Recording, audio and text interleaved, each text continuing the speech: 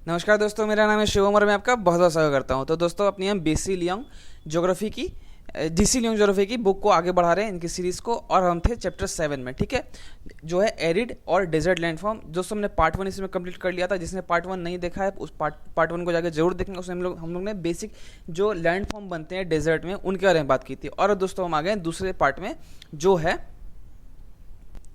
Erosion और erosion की वजह से और डेपोजिशन की वजह से जो लैंड फॉर्म बनते हैं डेजर्ट में, उसके बारे में हम लोग पढ़ेंगे। तो जो सबसे पहले हम लोग स्टार्ट करते हैं इरोजन से, कि इरोजन की वजह से डेजर्ट में कौन कौन से लैंड फॉर्म बनते हैं, ठीक है।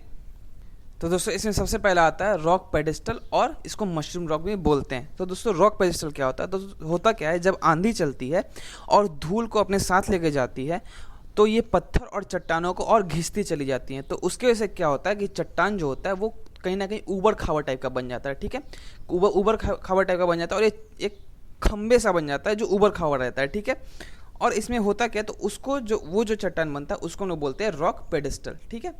अब होता क्या है, अगर बेस में, मतलब सबसे नीचे, अगर इरोजन बहुत ज़्यादा हो रही है, वहाँ पे अगर चट्टानें ज़्यादा घिस रही है, तो होता क्या है, यहाँ पे एक पतला सा बन जाता है और ऊपर में एक पूरा चौड़ा सा बन जाता है। तो दोस्तों, ये मशरूम टाइप का बन जाता है, तो इसको हम लोग मशरूम रॉक भी बोलते हैं। तो ये तो था रॉक पेडेस्टल, ठीक है। अब दोस्तों, देख लेते हैं ज्यूजेन के बारे में कि ज्यूजेन क्या होता है। दोस्तों, कई बार होता क्या है कि ऊपर ठोस पत्थर होता है और नीचे मुलायम पत्थर होता है। तो कई बार कई जगह से ठोस पत्थर टूट जाते हैं मैकेनिकल वेदरिंग या फिर किसी और वेदरिंग के कारण, ठीक है। तो होता क्या है, जो नीचे वाले जो मुलायम पत्थर है वो एक्सपोज हो जाते हैं। तो जब आंधी चलती है तो इन मुलायम पत्थर को और ज़्यादा काटती चली जाती हैं। तो हमारा स्ट्रक्चर कुछ इस तरीके का बन जाता है, ठीक है। ये जो आप स्ट्रक्चर देख रहे हैं ना, ये इस तरीके का कुछ स्ट्रक्चर बन जाता है। तो उसके बाद तो एक पत्थर की लहरें से बन जाती है, ठीक है। तो इसको हम लोग बोलते हैं ज्यूजेन, ठीक है। अब देख लेते हैं हम यारडांग के बारे में। अब दोस्तों, देख लेते हैं यारडांग क्या होता है। दोस्तों, जैसे हमने इससे पहले मैंने आपको बताया कि जो पत्थर की लेयर होती है वो नीचे ऊपर यानी हॉरिजेंटली होती है, ठीक है। नीचे जैसे मान लीजिए यहाँ हार्ड रॉक है तो यहाँ सॉफ्ट रॉक, फिर यहाँ हार्ड रॉक, फिर यहाँ सॉफ्ट रॉक।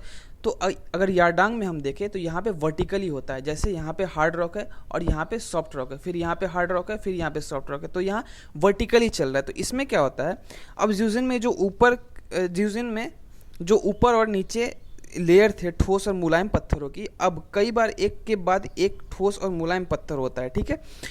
तो अलग अलग तरह का शेप बनता है। तो इसमें जो मुलायम पत्थर है वो कटता चला जाता है। ऑब्वियस सी बात है, अगर मुलायम पत्थर है तो वो कटेगा हवा या फिर आंधी की वजह से। तो जो ठोस पत्थर है वो उतना नहीं कट पाता है, और जो मुलायम पत्थर होता है वो कट जाता है।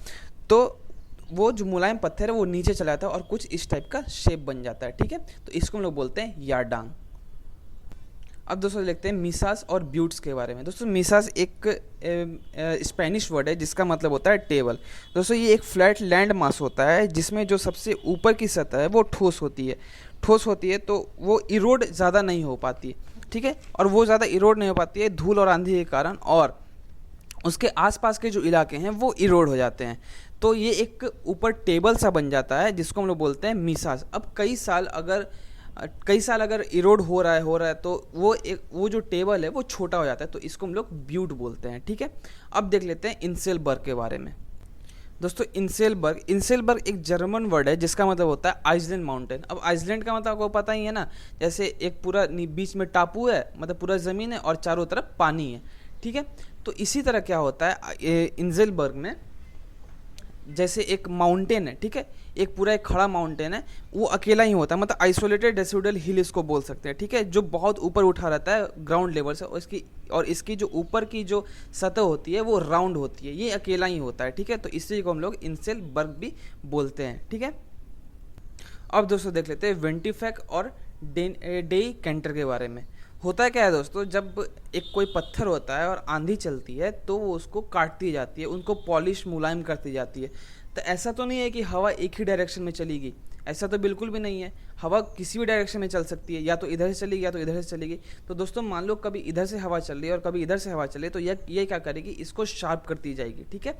ये इसको काटती जाएगी, मुलायम कर, और इसके एज जो है वो कहीं ना कहीं नोकीले हो जाते हैं, ये वाले एज।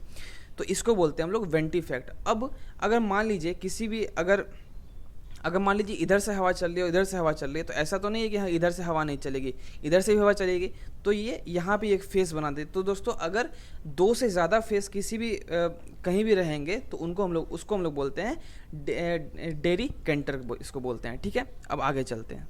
अब दोस्तों जो आखिरी है उसको हम लोग बोलते हैं डिफ्लेशन हॉलो। अब इसमें क्या होता है दोस्तों, जब आंधी चलती है तो वो एक कहीं ना कहीं एक गड्ढा सा बना देती है, तो वो जो गड्ढा है उसको हम लोग डिफ्लेशन हॉलो बोलते हैं। अब होता कई बार क्या है कि इसके वजह से मतलब आंधी की वजह से कई बार गड्ढा इतना ज़्यादा नीचे हो जाता है, इतना गहरा हो जाता है कि वो पानी तक पहुंच जाता है और इसमें से पानी निकलने लगता है, तो ऐसा भी होता है, तो इसको भी डिफ्लेशन हॉलो ही बोलते हैं। ठीक है, तो ये तो था अपना जो इरोजन के कारण जो लैंडफॉर्म बनते हैं डेजर्ट में, वो। अब देख लेते हैं डेपोजिशन के कारण कौन कौन से लैंडफॉर्म बनते हैं। दोस्तों जो सबसे पहला होता है, जो डेपोजिशन के कारण जो लैंडफॉर्म बनता है, उसको सबसे पहले उसको हम बोलते हैं ड्यून्स। अब ड्यून के भी दो प्रकार है। ड्यून, जैसे ड्यून आपको पता है ना, जैसे हम लोग फिल्म वगैरह में देखा होगा, एक बहुत बड़े बड़े रेत के टीले होते हैं, तो इसको हम लोग ड्यून बोलते हैं। ठीक है, ये होता क्या है कि एक जगह से अगर पूरे धूल उड़ के आ रही है और एक जगह जाके पूरी इकट्ठा होते जा रही है, तो ये एक ऊंचा उड़ जाएगा ना, तो इसी को हम लोग ड्यून बोलते हैं। अब इसके भी दोस्तों दो प्रकार होते हैं, वो क्या क्या होते हैं ये देख लेते हैं ड्यून्स के। दोस्तों इसमें ड्यून का सबसे पहला होता है बार्कन ड्यून। अब दोस्तों इसमें क्या होता है, जब हवा चलती है तो वो एक चांद सा एक बना देती है, मतलब ये देख रहे हो ना, एक चांद सा बना हुआ है।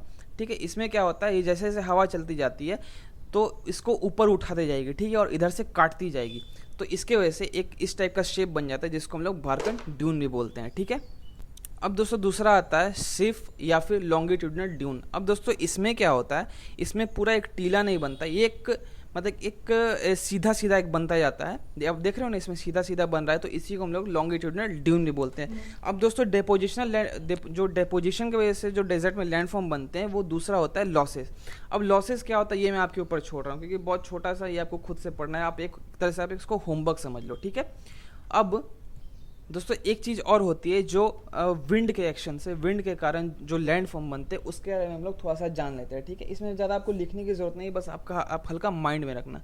अब इसमें दोस्तों क्या होता है, आपको पता है कि डेजर्ट में बहुत ज़्यादा वेजिटेशन होती नहीं है। ठीक है, वहाँ पेड़ पौधे ज़्यादा होते नहीं हैं, तो मान लो कभी भी वहाँ बारिश होती है, वैसे तो बारिश नहीं होती है वहाँ पर, लेकिन फिर भी अगर बारिश होती है तो एक फ्लड सा आ जाता है वहाँ पर, क्योंकि पानी को रोकने के लिए वहाँ पर कोई भी मतलब कि पेड़ पौधे नहीं है, जड़ नहीं है कि उसको पकड़ के रखे पानी को। ठीक है, तो होता क्या है कि एक फ्लड सा बन जाता है, तो वो जब आगे बढ़ता है, तो उसके आगे बढ़ने के बाद एक मतलब अगर मान लीजिए वो अगर कहीं नीचे गिरता है तो वो पूरा फैल जाता है। ठीक है, तो वो बनाता है एक फैन, मतलब उसको एलुवियल फैन भी बोलते हैं। तो दोस्तों डेपोजिशन और इरोजन इसमें भी होता है। तो दोस्तों जो डेपोजिशन होता है, उसके वजह से जो लैंडफॉर्म बनता है उसको हम लोग बोलते हैं बजार्डा, और जो इरोजनल लैंडफॉर्म होता है वो उसको हम बोलते हैं पेडिमेंट। ठीक है, तो इसलिए आप बुक में दिया हुआ है, आप हल्का सा पढ़ लेना, इसको उतना रटने की ज़रूरत नहीं, उतना याद रखने की ज़रूरत नहीं है, बस हल्का सा आपको माइंड में होनी चाहिए कि हाँ